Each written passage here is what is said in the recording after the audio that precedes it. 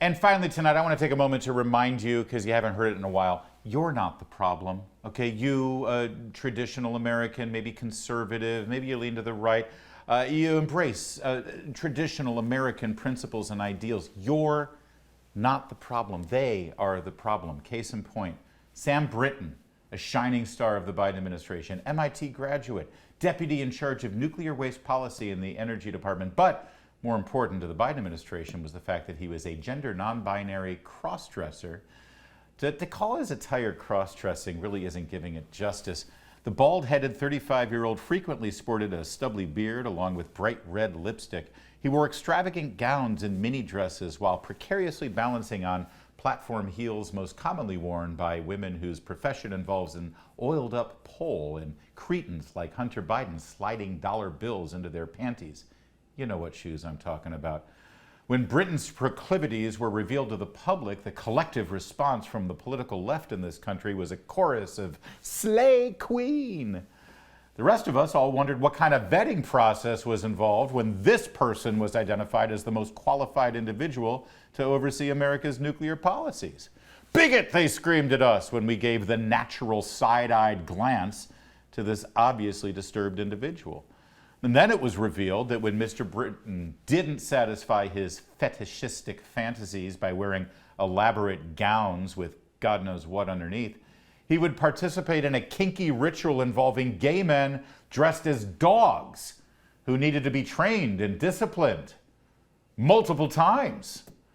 When you naturally raised an objection to this person holding on to nuclear policy secrets and representing the American government on the world stage, you were demonized as a homophobe and an intolerant MAGA fascist. "You have a problem," they kept saying. "Try a little tolerance," they kept repeating. "Get thee to a sensitivity training," they demanded. Sam Brinton is a normal person who deserves not only to be treated with respect, but he should be honored, they would say.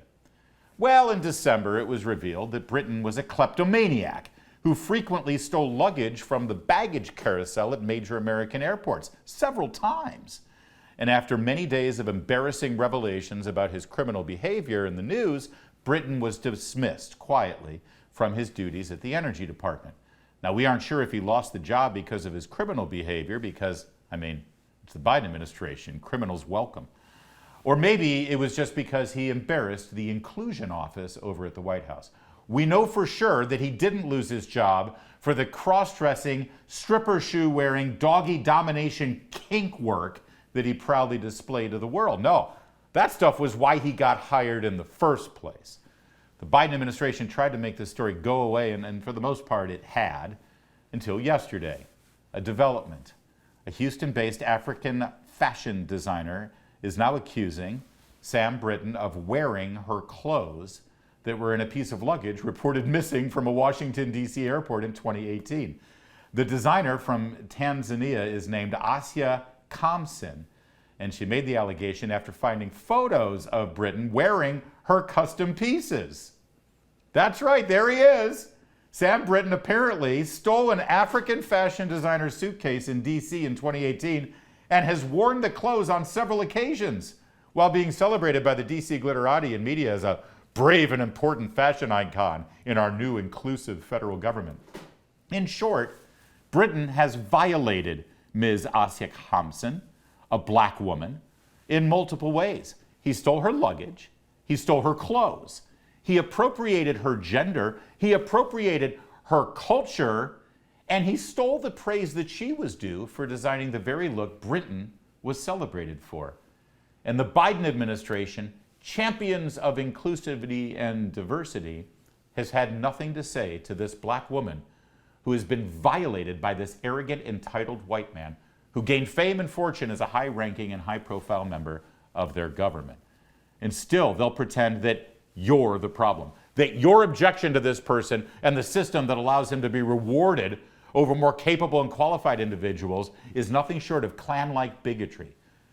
Let's be clear. You are not the problem.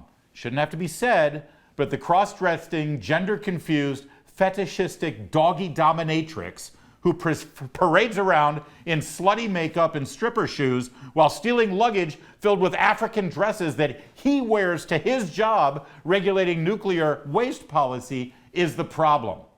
And the government that bends over backwards to reward and protect him is the problem. You are not the problem.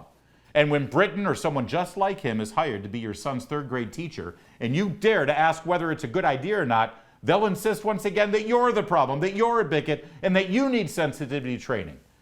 You aren't the problem. You are normal. They are not.